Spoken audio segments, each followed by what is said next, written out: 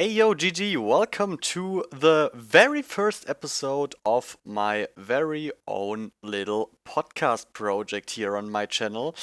Yeah, maybe you already read it. AyoGG is the name of the podcast. Why? We're going to get to that point later on. But maybe I first should start. What is this all about? Why a podcast?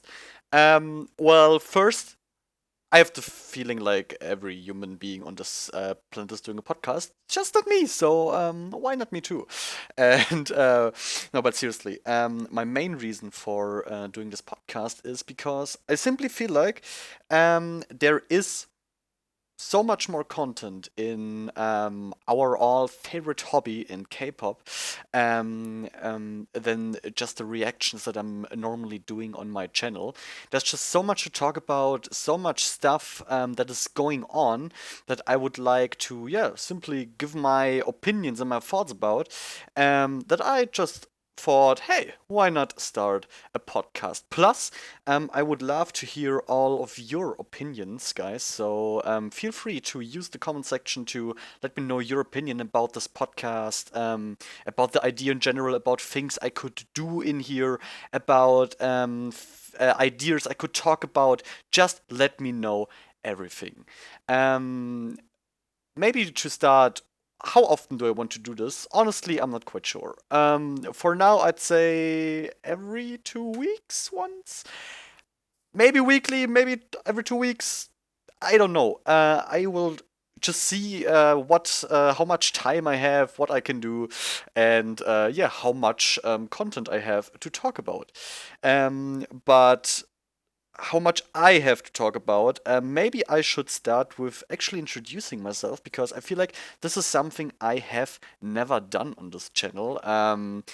Pretty strange, actually. When you just look at how long I have this channel, I think like 2 or 2.5 years or something like this now. No clue. Pretty long, definitely. So I'm just going to introduce myself for once to you all. I'm Nico. I'm German. I'm from Germany, and currently I'm a student, but not for long though, because I'm currently writing my thesis. So that's the reason why I don't have that much time at the moment. Even though, okay, I admit that on my channel, maybe you don't really see that I don't have much time since I am basically shitting you with different content in the past few days, but it's an exception, okay? It's an exception. And yeah, I'm a programmer and I love programming shit. Mainly in the internet. And of course, I have my two main hobbies, two pretty expensive ones, by the way. The first one, video games. If you play video games, you know how expensive that is. And secondly, K-pop. And if you're into K-pop, you know how expensive that can be. If you actually want to buy all that stuff and you're not living in Korea, like me in Germany, it's pretty damn expensive. That's one of the many reasons that the prices for the shipping paired with the non-existent income of a student is really a terrible mix, guys. I 10 out of 10 would not recommend, seriously. Um, but somehow it all worked out, and I would like to add to my introduction my personal way of how I got into K-pop. I feel like this is something that could be interesting for some of you guys, and I would also like to know your stories. Like, what was the first thing that got you into K-pop? Which group? Which song? Just was it a song or was it everything around K-pop? I mean, K-pop is more than just the music. Um, and yeah, I will just start with my little journey. It all started in a warm summer night in 2013. I was sitting in front of the computer and I saw a little video in my recommendation box. A video called I Got a Boy from some group I have never heard of, Girls' Generation. Super strange. until today, I have seriously no clue why that video was in my recommendation box. And until today, I have absolutely no clue why I actually clicked on it. Seriously, I really don't know why. But I did. I clicked on it, and well, that's where it started. If you know I Got a Boy, it has a pretty, let's say, unique or strange beginning. Like with the girls, all nine of them, like that was already an overflow to me. Like as I said, someone who had no clue that K-pop even existed. Suddenly you have their nine girls sitting in a ridiculously pink room, and some dude knocking on the door, and all of them running towards it.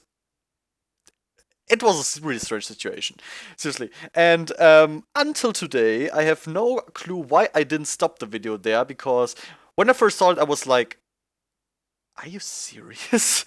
Like, what is this? But thankfully, I continued watching it. And if you know I Got a Boy, after this beginning scene, after the intro, the actual song is starting with. And now, here it goes, full circle, with Sooyoung saying, AyoGG! And that moment, that particular moment, Sooyoung smiling into the camera and saying AyoGG, is really a moment I will absolutely never forget. It instantly it triggered something in me to see her saying that with the confidence, and then of course the song is starting, and when you have never watched a K-pop music video, basically everything that is happening is kind of overwhelming to you. First, the production value of the music video of I Got a Boy was really high, like super high. Everything looked really high class, amazing. And then, of course, you have those nine gorgeous girls in those super cool hip hop outfits dancing like I have never seen an artist, a singer dance before. Like, seriously. And simultaneously singing a song that was so different from everything I have ever heard before. Ah, it was seriously it was really strange for me. Um, but in the beginning, I'll be completely honest with you. The reason why I continued watching it in the first run was not because I listened to the song and was like, dude, that song is outstanding. No, it was because I watched the music video and I was like, dude, these girls are gorgeous. I'll be honest with you. I'll be honest with you. That was the first thing that made me watch it again after it ended. I didn't get that much of the song in the beginning, and then I watched it again, and I was like, dude, they look so cool, and the way they're dancing, and it's so beautiful, and stuff like that, you know. Um, and after I started the third time, I suddenly realized that I was like, yeah, moving from left to right the whole time while watching it, because the sound of the song really, really hit me. Um, which is strange because I Got a Boy is. It's a pretty experimental song, you know? It feels like there is a lot of different songs um, mashed into one. And yeah, normally it wasn't something I would have normally heard, but I don't know, maybe I was just in the perfect mood in that evening to let myself fall into this, and dude, how I fell. How I fell. And until today I did not regret it. I seriously did not regret it. And I already told you with the AOGG part with Sooyoung that already, yeah, made a big impression on me. But Sooyoung also had a big impression for me because of another scene in the music video. I mean, she was my first bias. It started with AOGG, and it got pretty clear and kind of cemented into my heart and brain with a little scene where she is sitting in that pink ass room alone and it's knocking on the door and she's running towards it. The door opens and you get a close up of her smiling, and that was the first time a bias, I don't know, a bias impulse ran through my body. You know what I mean? My body was, I was like, holy shit, it's her. Do you know what I mean? Maybe you had it with biases of yourself before, but that was seriously the moment where Sooyoung got that number one spot. And until today, that much I can tell you, she did not lose it. She's still the absolute number one, as well as SNSD. But after I watched I Got a Boy for like, I'd say, and I'm not exaggerating, 20 times, I was like, okay, I need to see if there's more of this group. And well, there was. There actually was quite a bit. The second music video I saw of SNSD was Paparazzi, a Japanese track of Girls' Generation, a song that isn't getting that much attention, actually, something I never understood, because it is outstanding. And yeah, once again, everyone was so beautiful, and I still remember to that day how desperately I tried to find Sooyoung in Paparazzi, but back then I couldn't. It's really, I tried to, but I wasn't able to do so. And when I look at it nowadays, I really have to ask, how was that even possible for me? How was I not able to distinguish the girls? You know, I really don't get it. It's super, super strange. But it's kind of amusing when I look at it nowadays. And the third thing I saw, and that was kind of a make or break moment, was SNSD G. And I'll be honest with you, when I watched it back then, I wasn't the biggest fan of it. I know. I know, it's basically blasphemous, was what I'm saying here. But hear me out. Uh, you know, I came from I Got a Boy, that super hip hopish cool style. Then Paparazzi, that, yeah, but it also has a really cool, unique style that is pretty hard hitting in a way, with that musically music video, super cool. And then you go full throttle into that unbelievable itsy bitsy cuteness that is G. And the song did not click with me in the beginning. I'll be honest with you. But the girls did. I loved the performance. It was adorable to see them perform this. And the song, the more I listened to it, the more it grew on me. But after I saw this, I was like, okay, it looks like this group has a big diversity. What more is there? And that was the moment where I lost, guys. That was the moment where I lost to K-pop, because it wasn't a song that made me lost. It was a show, and that is a show I really want to recommend to each and every one of you if you are slightly interested in Girls' Generation, because that is from their early years. I think it was about 2009, 2008, 2009. SNSD Hello Baby. I saw the first episode, and until today, I'm saying that quite often today, I don't get why I actually watched it. Because, yes, I was interested in SNSD, but I'll be honest with you, I'm not the biggest fan of babies. I'm not the biggest fan. They don't really have that cuteness bonus for me, so they're basically just little stinking humans that eat and shit and are sometimes annoying. Yes, I know.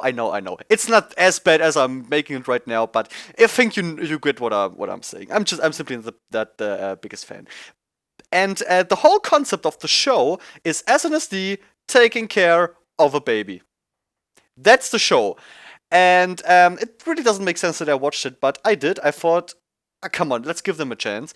And how thankful I am, because I binge watched this show in 2 days. And after that, it was over for me. It was that was seriously was over.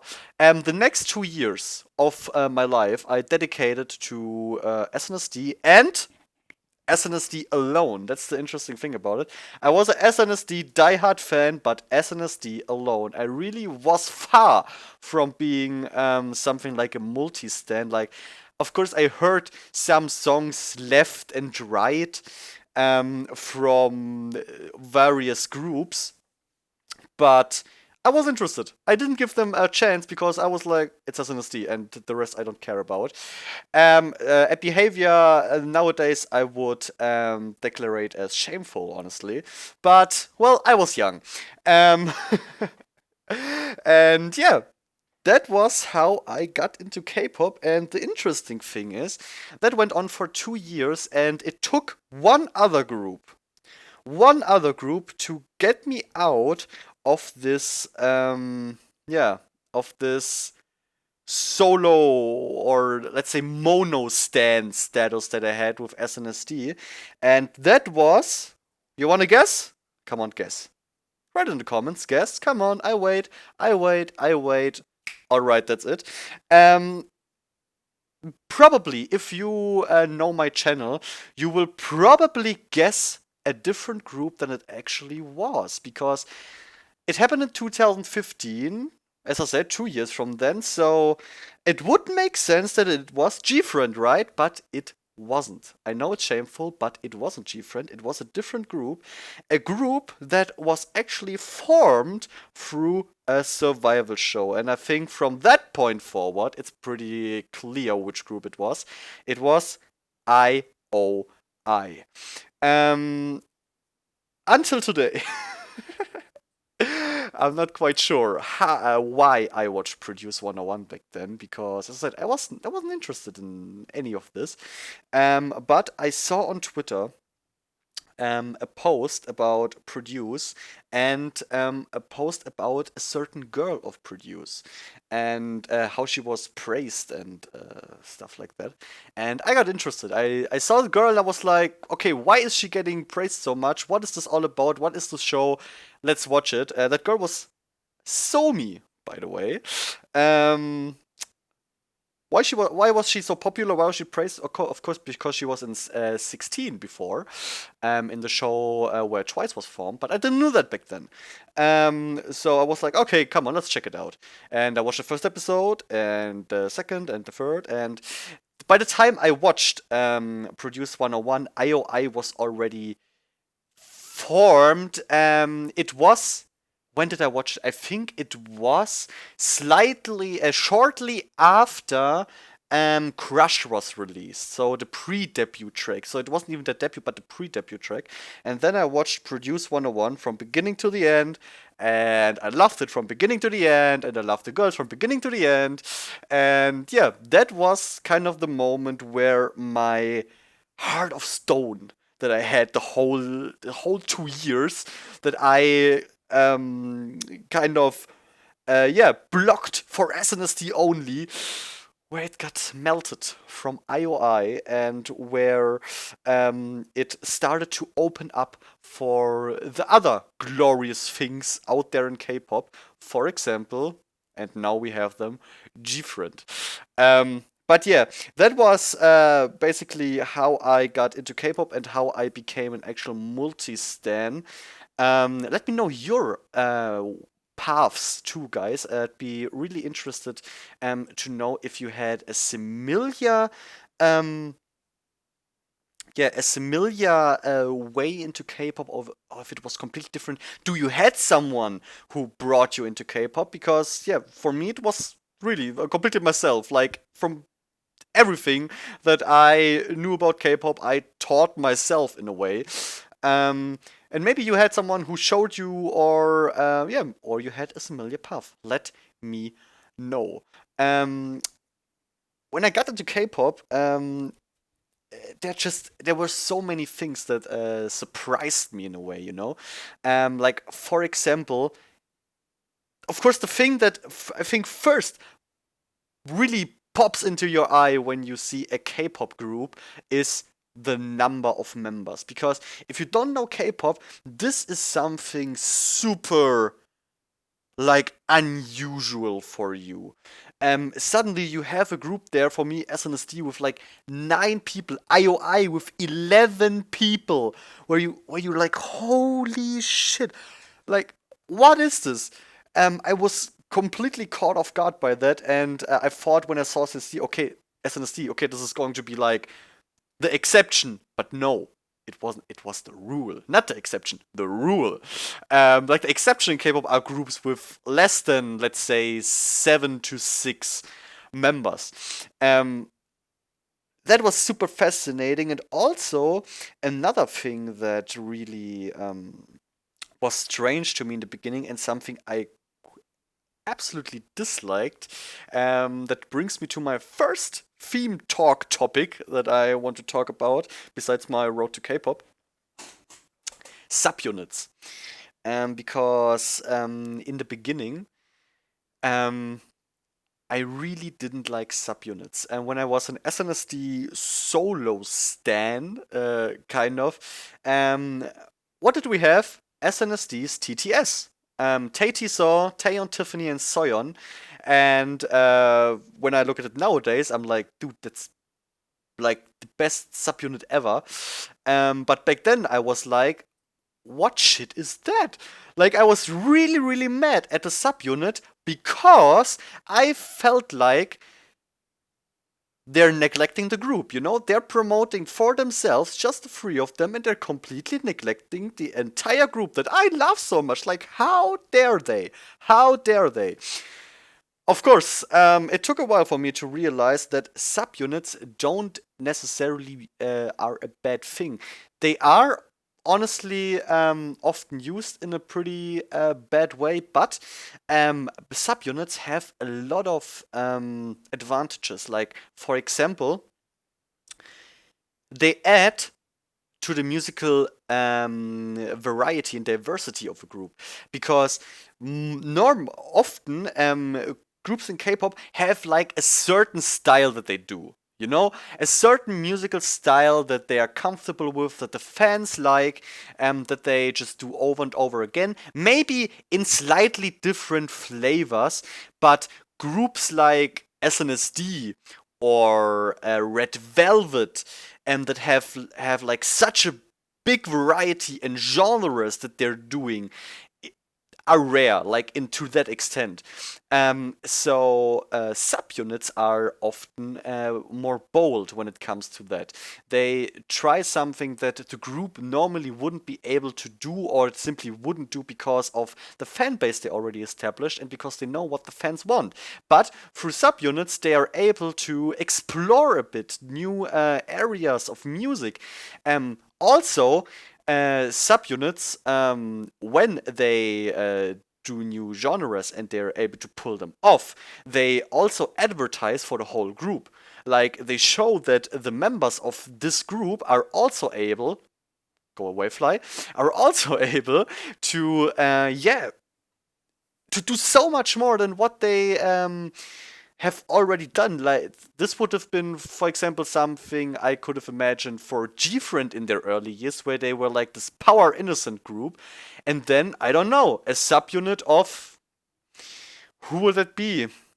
Chinbi, probably, Yerin, so on, maybe, where you have like a more fierce style, maybe fiercer than Fingertip. Something they did later on with, for example, Labyrinth, you know, something, yeah, girl crushes, more sexy-ish, not necessarily directly into the sensual stuff that we have now with Apple, but just something completely different from what they have done until then. Now, Gfriend as a group, they have done this transformation as a whole group, but subunits are a great way to try these different paths. Or, for example, amazing example for subunits, in my opinion, Orange Caramel, the subunit of After School, is like so different. So different from what After School has done. Like, I mean, After School have done mainly this pretty sexy these pretty sexy concepts, and then boom, orange caramel with Catalina and stuff like this. Like completely crazy, over the top stuff. Cute as fuck. That's what I love subunits for, actually. And TTS was, yeah, back then I didn't realize it for a year or so, but later on it grew on me and I realized the worth of subunits. Also, subunits give exposure to certain members. I mean, it's no secret that in groups, some members are more popular than other members. That's absolutely natural. It's in every group is like that. Of course, in some group it's to a bigger extent as in others. It's always pretty sad, honestly, when you have groups where you have like one or two members that overshine the whole rest. Um, it's really sad when that happens. But um, for such groups, subunits are a pretty good way to give exposure to certain members because then people can see, okay, they can do something too. Like they have talent too. They are funny too when they're promoting. There is more than just this one or these two members in this group, so which in the long run can help the whole group grow, get a bigger fan base, and so on.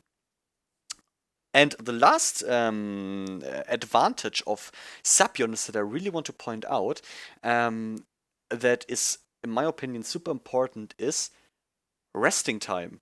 Because while these members are promoting, other members that are maybe not as well, don't have as much stamina as the members that are promoting in the unit now, or that maybe are just in bad health at the moment or something like this. Subunits can really help a group to rest properly because it's just natural that some people need more rest than others from work. And if you have members that can just, I don't know, that have like basically infinite stamina, then they can just work much more efficiently when you can fall back to subunits once in a while. And well, when we are talking about subunits, I want to also point out one subunit that is that was formed not too long ago that is actually promoting at the moment. And I think now all of you know who I'm talking about. Of course, I'm talking about Red Velvet's subunit, Silgi and Irene. Because this is kind of also playing into what I said earlier with the resting thing. Um, we all know the accident Wendy had. I think was it last year or early this year when she fell from the stage. By the way, something I don't want to talk about right now because that would piss me off so much what happened there. So I'm not going to go into this because I want this to be a happy episode. But she just has to rest, you know. And what do you want to do now? Do you want to make a unit of four? Or do you want a Red Velvet come back with four members? Like that would be awkward. Like that's not a subunit. If you just take out one member, that's not a subunit. But to put out Irene and Silgi as a unit that has shown their unit potential in the past multiple times, I only want to point out their outstanding Be Natural performances they have done in the past, plus their voice colors that simply sound beautiful together, as we can see in Monster. Uh, this is just a subunit that is proving all how amazing subunits can be, how advantageous they can be, and how successful they can be. I mean, if I'm not mistaken, the album of Irene and Silgi, the Monster album that by the way have in my hands right now, and I love it, I absolutely love it, was I think sold more than the last Red Velvet album, and this is pretty sick. I mean, this shows how much subunits actually can gain for a group. Of course, now we will have to see for the next Red comeback if this momentum that the subunit gained will be transferred to the whole group. But it is definitely a really good sign, and yeah, just a proof of how amazing subunits can be if you use them right, of course. If you use the right timing, the right promotion and stuff like that. And now that we are at the topic promotion, I want to jump to a group that got promoted like crazy in the past few weeks, and still I did not, realize that they were coming, that they even existed until I listened to their debut a few days or a week later. I don't know. It was too long. A brand new girl group called Weekly. Um, I think if you're a bit into K-pop, you will probably already know them. I just guess that you all aren't living under a rock as much as I do, but why I want to talk about this group is because it amazed me, seriously amazed me so much how much content this group had before they even had their debut, and still I did not realize that they existed. And especially after I saw how successful they were with their debut. With Take Me, by the way, is the name of their debut song. It really amazed me because I would consider myself pretty up to date in when it comes to K-pop. Like I'm keeping myself up to date pretty well. At least I thought I did. When it comes to girl groups, at least, because maybe this is something that you already know about me, but I'm a girl group stan. Like there are boy group songs that I like, there are boy groups that I like, but I wouldn't call myself like a real fan of a boy group. That's really something that I'm only of girl groups. But I am pretty well informed about that, and still, I did not see them getting their debut. And I started a few days ago to kind of rewatch everything they have done because this group is freaking amazing. I really want to advertise them to you. They are super nice, they are funny, they are talented. Their debut song is amazing. Like seriously, Tag Me. In the beginning, I was like, yeah, it's okay. It's okay debut, but it grew on me so hard, like so hard. This song is a strong contender for my song of the year ranking that I'm going to make at the end of the year. Um, my top 15, and it came so out of nowhere. Like this group, how is it possible? The new girl group of Play the entertainment where a Pink is. I mean, yeah, I'm not the biggest Pink fan. Like they have some songs I like, but I never was really into them. Um, so I kind of get why I didn't notice a new Play girl group, but still, it did, in my opinion, it did make sense in my head. Until today, it does not make sense in my head that I missed them. As I said, based on how much, insanely much content they have. So, guys, let me please know your opinion about them in the comments below. I'd be really interested in hearing your opinion. If you are the same, if you like completely missed them, or if you were like, no, I knew it years ago that they were coming. Like I already know all the members. I saw all the videos about them, and I basically already know what the next comeback is going to be. Like, are you someone like that, or are you just a clueless dude like me who is just happy right now that he has content and more content that he can watch? Like I don't already have enough content with all the G-Friend stuff, but I mean when it comes to G-Friend, I'm basically lost. I mean, how much I really can I count that right now? Give me a short second, guys. I want to check how much G-Friend related videos I have done in the past days. I mean, when was Apple released? Was it what? It was that Monday, right? Last Monday. And this is a ridiculous amount. I think I have never done that before. Let's check it out. We don't count the stuff I did before Apple came out. I'm only going to go from music video on forward. So we have 12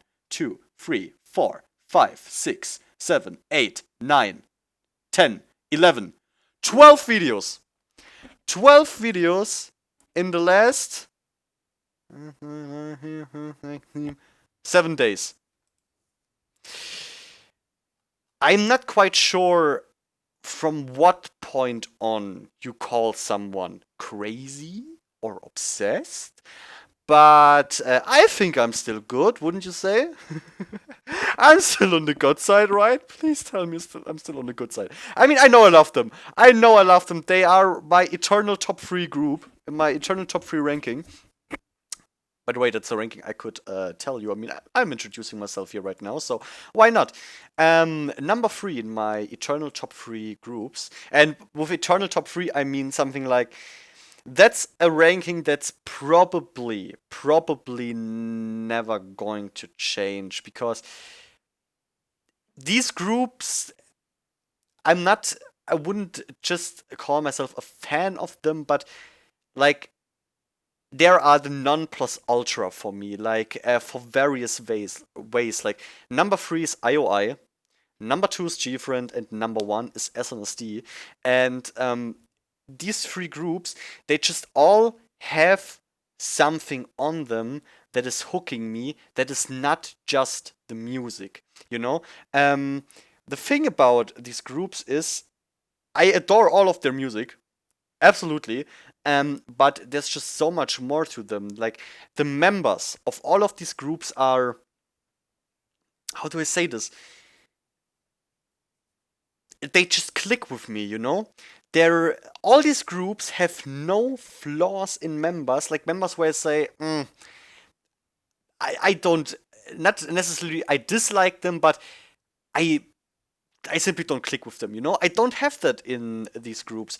I really like each and every one of them. Each of them have um, great personalities. They have variety senses, and these groups also really important. They consist that the way they are put together, like the qualities of all members, they add together to an, in my opinion, unrivaled quality in every field. In vocal, in dance, in variety, in everything. Like in absolutely everything. You find members that uh, that outshine basically all the other groups for me.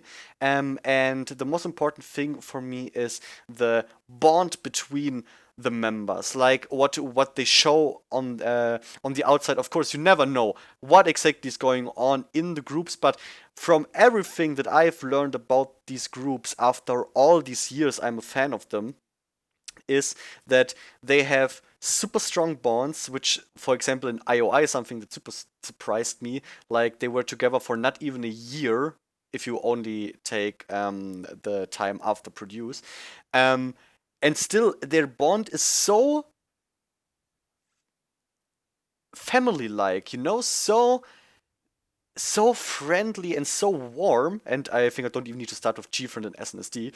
But this is just something that always warms my heart. And if you watch shows with them, like variety shows, these 3 groups, in my opinion, make the absolute best variety shows because they're always entertaining. They're not. They don't feel fake. Their actions. They behave just how they behave.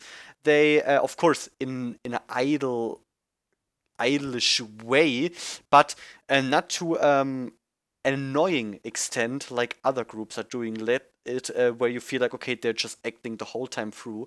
These groups just simply every time they show up, they feel natural, and that's just something I adore about them. And of course, their music is the cherry on top. Especially for GFriend and SNSD, this is like absolute god tier level for me. What they are putting out. The funny thing is, I have a little list here of what I want to talk about in this first episode, and I didn't even write down G-Friend because I didn't want to speak much about them because I already have done so much about them in the last few days. But well, now they were here once again. I just can't get them out of my head. The sirens, they just got me, guys. They got me.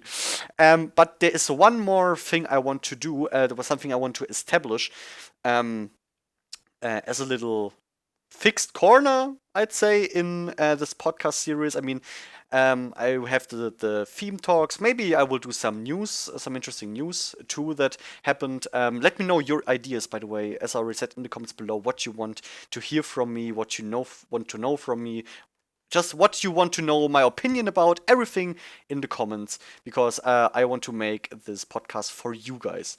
Um, I want for the ending always do some recommendations for you guys, and today I have two song recommendations for you that you may not know if you have not seen the show. And the show I'm talking about is Good Girl. To shortly summarize what the show is about, Good Girl was a hip hop music show, kind of. Not only hip hop, but it was pretty hip hop ish from the style and most of the music, where they invited different Korean artists, female artists from all kinds of hip hop background field stuff. That wasn't English, but you know what I mean. Like for example, we had SNSD Hyoyeon, we had CLC Yeon, we had former JYP artist Jamie, we had Cheetah, we had Young Wei, if you know her, and so on and so on. Lee Young Ji, really important. But yeah, uh, this show, it was all about these girls. They didn't know each other, but they got put together and they had to go other artists and compete against them. And the people, the audience, was able to vote after the performances who was better. And so on and so on. And through that show, I can tell if you ask me, do I need to watch this show? I'll be honest with you guys, in my opinion, no. I know there will be people who oppose that opinion, but in my opinion, you don't need to watch the show. But what you need to do, in my opinion, is to watch the performances, because the background of the rest of the show does not really add much, or it didn't add much for me at least, to the feelings of the performances. But the performances themselves, there were some really outstanding ones. And two of the songs I want to recommend you that came out or were produced for this show, they got, a little spoiler, these songs got performed in the last episode of the show, and it is Wet from Yeon Ji-woo. And Ji-woo is from the group Card, from the mixed gender group Card. An amazing song. And the song Mermaid from CLC's Yeon. Two different songs, really different songs, but two songs with a beautiful and unique style. By the way, the song from Yoon, Mermaid, is featuring a rapper called Rohan. I forgot if he was from a hip hop show. Show Me the Money, maybe? I'm not sure. Doesn't matter. These two songs are really unique and beautiful, and I really recommend them to you. You can listen to them on Spotify. You can just search them up on YouTube. And if you look them up. Please let me know your opinion. If you like them as much as I do, or maybe you dislike them. And also, if you have song recommendations for me that I should check out, and if I like them, the song recommendations you give me, then I'm going to also feature them in the next episode of this podcast, and of course also call you out. That's by the way, if you write something that I'm talking about, I'm going to call you out to give you the credit you deserve. Now, guys, that was it. That was the first episode of the AyoGG podcast here on my channel. Please let me know your opinions in the comments below. If you have, yeah, critique what I can do better or what you liked, let me know everything, please, in the comments, because only if you give me feedback I can get better and make this whole project more interesting and yeah, better for you, because I mean, you are the reason why I'm doing this. I could just sit here in front of a mirror and talk to myself without recording, but yeah, I want to share my love for this genre, for this. I mean, it basically is more than a genre. It's basically a lifestyle with you guys. And yeah, please let me know your opinion in the comments below. And guys, I hope I see you next time to the next episode of the AOTG podcast that will come out, I don't know, next week or in 2 weeks. We will see, guys. But thank you for your attention and bye.